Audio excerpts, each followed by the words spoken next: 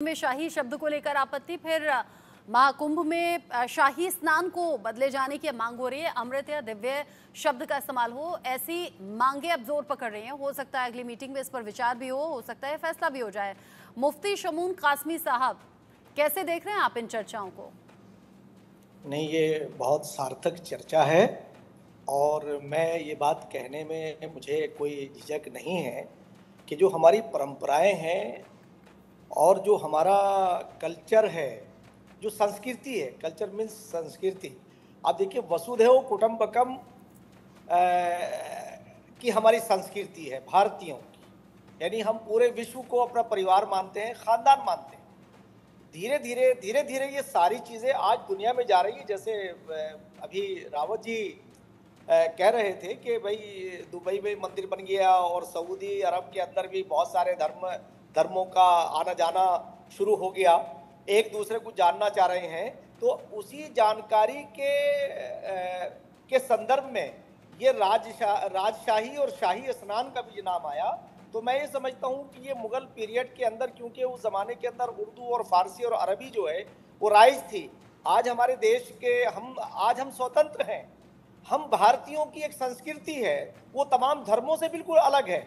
वो हमें अपनी संस्कृति से जोड़ती है। जैसे अमृत, अगर अमृत स्नान का दर्जा उसका नाम दिया जाए तो ये बड़ा अच्छा भी लग रहा है और दिव्य स्नान भी अच्छा लग रहा है। मैं तो जो अखाड़ा परिषद है, अपने रविंद्रपुरी जी को इसके लिए मैं साधुवाद देता हूँ कि बहुत अच्छा उनके जहन में ये बात आई है।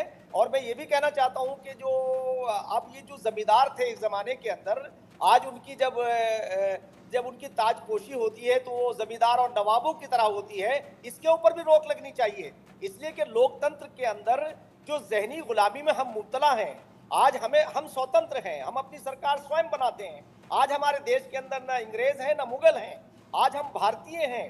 और मैं ये बात कहने में बिल्कुल मुझे अच्छा लग रहा है कि देवभूमि उत्तराखंड राज्य के हमारे मुख्यमंत्री माननीय पुष्कर सिंह धामी जी ने कुछ पहल ऐसी की हैं जो बहुत ही अति महत्वपूर्ण है।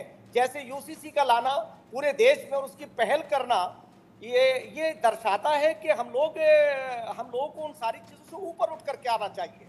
मैं मुस्लिम धर्मावलंबियों से भी ये कहना चाहूँगा कि हमारी पूजा पद्धति ही तो अलग है, बाकी हमारे नफ़े और नुकसान तो एक ही हैं।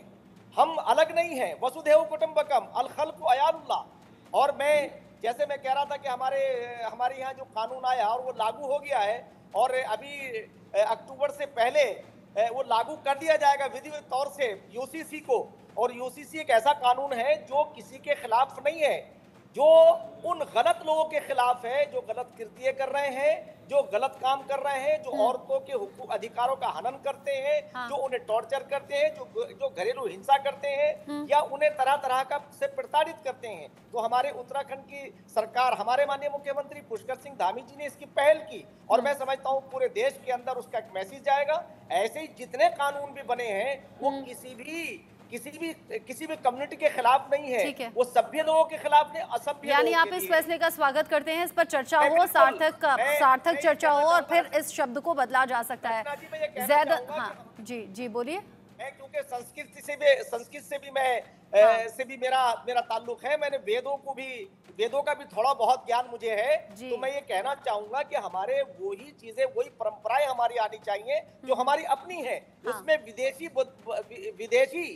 विदेशी शब्दों का इस्तेमाल नहीं होना चाहिए। ठीक है। और आजाद हिंदुस्तान में हम रहते हैं, मुगलों के वक्त का अगर कोई शब्द है और उसको लेकर अगर साधु संतों को आपत्ति है तो बिल्कुल बदला जाना चाहिए। 1947 में आज़ादी हमें मिल गई, उसके बाद से यथास्थिति बनी हुई थी और अब जाकर जैसे अभी डॉक्टर एच.एस. रावत ने भी कहा कि सोशल मीडिया ने लोगों की मानसिकता पर असर भी डाला है, लोगों ने चीज़ों को समझा भी है और तब जाकर ये क्लिक हुआ कि क्यों ये शाही शब्द इस्तेमाल हो रहा है, इसे अमृत या दिव्य किया जा सकता है। जैद अनवर जी, आप क्या कहना चाहते हैं? देखिए, सबसे पहले शाही जो वर्ड है, इसके माने क्या आते हैं? इसके माने आता है रॉयल। ये फारसी का एक अल्फाज है जिसे अडॉप्ट किया गया था ड्यूरिंग द मुगल एम्पायर के टाइम। अब आते हैं हम रोजमर्रा की जिंदगी में जो जबान इस्तेमाल करते हैं। मैंने आपसे बात की है या हम डिबेट कर रहे हैं, हम जो जबान में डिबेट कर रहे हैं इसमें कम से कम हम फारसी का अल्फाज इस्तेमाल कर रहे हैं साथ साथ ग्रीक का अल्फाज इस्तेमाल कर रहे हैं, साथ साथ हिंदी का अल्फाज इस्तेमाल कर रहे हैं। ये जो अल्फाज हैं मिलकर एक जबान, जो हिंदुस्तान में कोई भी प्रॉपर हिंदी नहीं बोलता है, ना कोई प्रॉपर उर्दू बोलता है, कोई प्रॉपर, हम एक जबान मिक्स जबान बना के हमने एक नया जबान बनता है, ठीक है ना। अब आते हैं शाही अल्फाज के लेके। शाही इमाम आने से तभी आप हटाइएगा ये शाही अल्फाज। इस तरह का जब लहजा होता है तो आप किसी को नीचे करके किसी को ऊंचा करना चाहते हैं। ये जहन क्या है, पहले इसको पढ़ना होगा। आप अगर किसी को तंज करके ये अल्फाज हटाना चाहते हैं तो बात पैदा होती है। अब आते हैं इस्लामिक पॉइंट ऑफ व्यू से। इस्लाम में कोई भी अल्फाज शाही नहीं था। आप इस्लाम के अंदर एक खासियत क्या थी, मैं किसी को गिरा के बात नहीं करना चाहता, इस मजहब की एक खासियत क्या थी कि कोई भी जात का हो हमारे बगल कांधा से कांधा मिला के नमाज पढ़ सकता है और वही इमामत भी कर सकता है अगर वो बालिग है। इस्लाम का ये प्रोटोकॉल था। तो शाही इमाम, जब मुगल एम्पायर ने शाही इमाम दिया था तो वो इमाम टाइम बीन के लिए वो तमाम अल्फाज उन्होंने इस्तेमाल किया था। मगर इस्लामिक पॉइंट ऑफ व्यू से कहीं ये अल्फाज नहीं है कि इमाम जो होगा वो शाही रॉयली से आएगा तो इमाम हो सकता है। बात समझ रहे हैं? तो इमाम कोई भी लड़का बालिग हो, काबिल हो और तमाम चीज इस्लामिक पॉइंट ऑफ व्यू से काबिल हो वो इमामत कर सकता है। तो ये अल्फाज जब शाही का आता है, ये पर्टिकुलर इमाम से चपका हुआ अल्फाज नहीं है कि इमाम ने यूज किया तो हम यूज नहीं करेंगे। ये जहन से बात होगी तो आप किसी मजहबी तौर पे किसी को नीचा करके अपने आप को ऊंचा करें। कोई मजहब नहीं सिखाता, हमारा मजहब ही लकुम दीनकुम नहीं, वो कह रहे हैं कि मुगल शासन से जुड़ा हुआ है, मुगल शासन के वक्त का दिया गया शब्द है, इसीलिए आपत्ति है। डॉक्टर साहब ने जब बात की थी, डॉक्टर साहब ने, आज सोशल मीडिया है तो अरब में मजहब दिख जाती है, हिंदुओं की भी बात। ये नहीं, every Arab is not a Muslim, please note down this words, every Arab is not a मुस्लिम।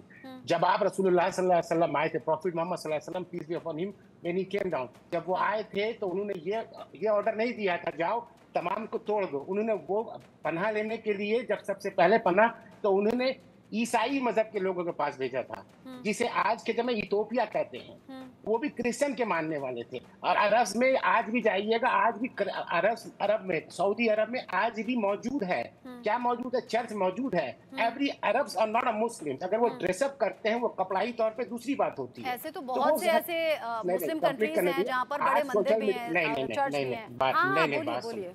मैं ये कहना चाह रहा हूँ, ये जहन आपका जो मैसेज मैं देना चाहता हूँ कि आज आप सोशल मीडिया के थ्रू अच्छी चीज भी देखते हैं, खराब चीज भी देखते हैं। सोशल मीडिया का दो पहलू है, उस पहलू का डिबेट दूसरा हो जाए। यूसीसी की जो बात इन्होंने की है मौलाना ने, वो दूसरा डिबेट का पहलू है। यूसीसी की बात करिएगा, वो जो मजहब के लोग हैं, जो एक औरत 4 शादी करती है हिंदुओं में, उनको किस मजहब से आप यूसीसी किस यूनिफॉर्म से बांधिएगा?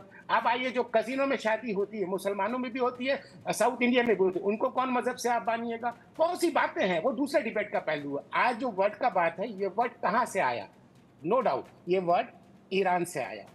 आपकी बात, इस वर्ड का माने क्या है? माने के माने है रॉल बात, शाही, जो आपने बात रखी है रॉल बात है। तो ये अल्फाज जो है, ये फारसी का जो अल्फाज है, हम रोजमर्रा की जिंदगी में आज भी फारसी के तमाम अल्फाज को इस्तेमाल करते हैं। अभी मैं ये बात रख दूं कि नादिर शाह आया था, उसने दिल्ली को फतह किया, दिल्ली में कितने कत्ल गारत की। अभी ये अमित शाह का नाम शाह क्यों है? शाह हटा दो। ये कोई अल्फाज हुआ, बात करने का तरीका हुआ। अभी मैं बोलूंगा कल आके ये मुगल एम्पायर ने बनाया था, क्या बनाया था? ये मुगल एम्पायर ने ये बनाया था, रेड फोर्ट बनाया था, इसको तोड़ दो, इस पे झंडा हमने उठाएंगे। ऐसे बात नहीं होती। अगर आपको कोई चीज नहीं पसंद, आप हटाइए, आपको वेलकम है, आपको पूरी आजादी है। मगर आप किसी मजहबी तौर पर तोड़ के बात करिएगा, कहीं भी बात करिएगा तो अल्लाह मौला बात। डॉक्टर HS रावत जी जवाब दीजिए। जी देखिए, अनवर साहब काफ़ी इंटेलिजेंट हैं और उनको नॉलेज भी है, लेकिन मैं बताना चाहता हूँ, मैंने पहले भी यही बात कही थी कि जब जिस प्रकार का एम्पायर होता है और जो राजा होता है या बादशाह होता है, उस वेशभूषा का असर, उसके धर्म का असर, उसकी बातचीत का असर अल्फाज में, पब्लिक में बहुत जाता है और आज भी जाता है। अभी मोदी जी देश के प्रधानमंत्री हैं, उनके शब्दों का इस्तेमाल हर कोई नेता करता है, बहनों और भाइयों।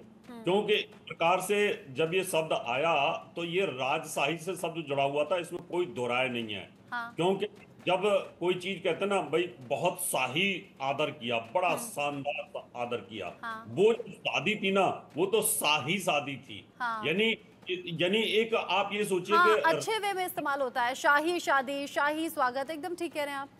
एक बहुत रॉयल्टी में शब्द इस्तेमाल किया गया था, लेकिन शब्द ना, अभी मान लो हम कह भाई बहुत अच्छी रॉयल शादी थी, कमाल की शादी थी, अब रॉयल शब्द इंग्लिश का आ गया। अब वही शब्द जो है वो आप बता रहे हैं ईरान से आया है, लेकिन वो फारसी है, इस्लामिक है, क्या शब्द है जो भी है, लेकिन का मतलब यह है कि कहीं ना कहीं वो उच्च कोटि के व्यक्तित्व के साथ जुड़ा हुआ है। हाँ। चाहे वो के क्षेत्र में आदमी हो, चाहे राजा के क्षेत्र में व्यक्ति हो, चाहे किसी भी क्षेत्र के अंदर हो, यानी उसको कहीं ना कहीं राज सत्ता के साथ जोड़ करके शब्द को देखा जाता है। लेकिन ये हमारे यहाँ पर अभी कुंभ की बात करें तो वहां ये टैली नहीं करता शब्द, क्योंकि शाही स्नान, अब गंगा में स्नान करना है, शाही शब्द के साथ करना है, तो ये बात कहीं ना कहीं लोगों के दिमाग में आ गई। और आने के बाद रचना जी इस बात को लगाया कि भाई इसको हटाना चाहिए।